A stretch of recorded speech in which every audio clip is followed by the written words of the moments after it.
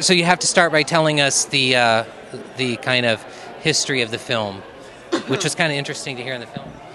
Yeah, the reunion it's a story about a young woman who's struggling to take care of her dying father, and a friend comes in from out of town, childhood friend, childhood love, and his visit ends up revealing things about their shared past that sort of blows the lid off both their lives and kind of gives them both a second chance at living.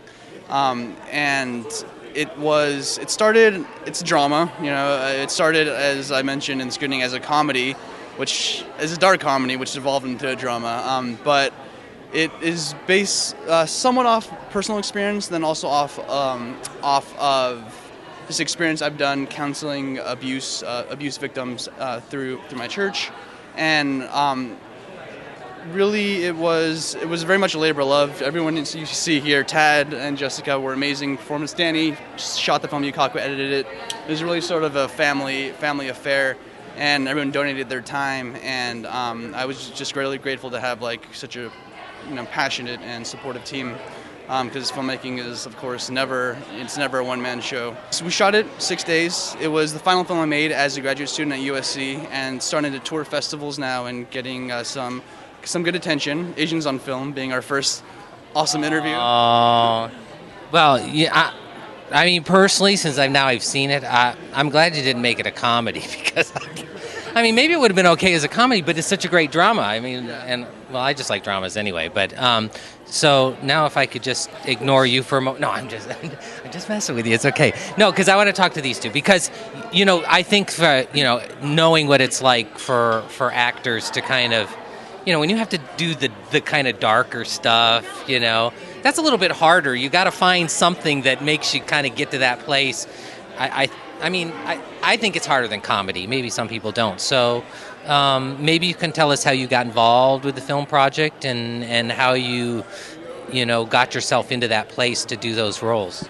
Who's going to go first? Go ahead. Okay.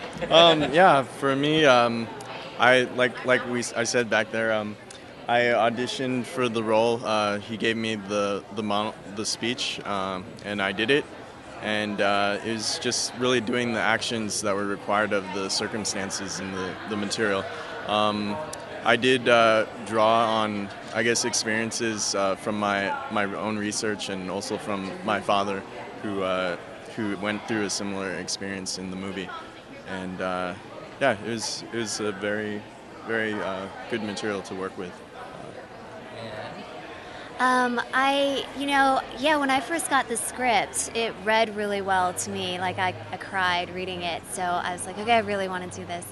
And so I went and planted myself at the bookstore and tried to find every book I could on personal stories of people who had written about their abuse history or whatever, and just try to do a whole bunch of research on the internet.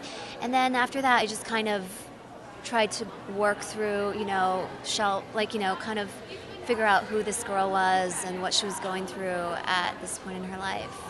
I mean, I tend to appreciate filmmaking that trusts its audience, and gives the audience sort of credit for being intelligent and for thinking about things and, meditating on things. So I tend to try to make films that are, allow people to think. And I think ambiguity sometimes can be good, sometimes it can be dangerous when people are confused or lost. But I hope we struck a good balance with this, in terms of leaving open-ended enough that you are interested and provoked to think, but not so much that you're lost in any sense. Okay, so what are you working on next? Well, Reunion's going to more festivals. If you haven't caught it yet, you can visit our website reunionshortfilm.com. But I am working on a film at Disney with the producer. It's more a piece for the 9/11 Memorial Museum. It's a documentary, and I'm also I'm writing on the side. I'm working on a script that I'm hoping to produce as a U.S.-China co-production. It's a sports drama,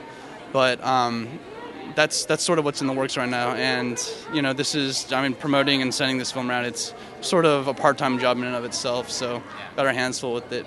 Okay. I have a film that I'm in. It's directed by Yuta Okamura, a Japanese film director who's in America, and it's called Waking Up, and it's been doing the festival run pretty good. Yeah.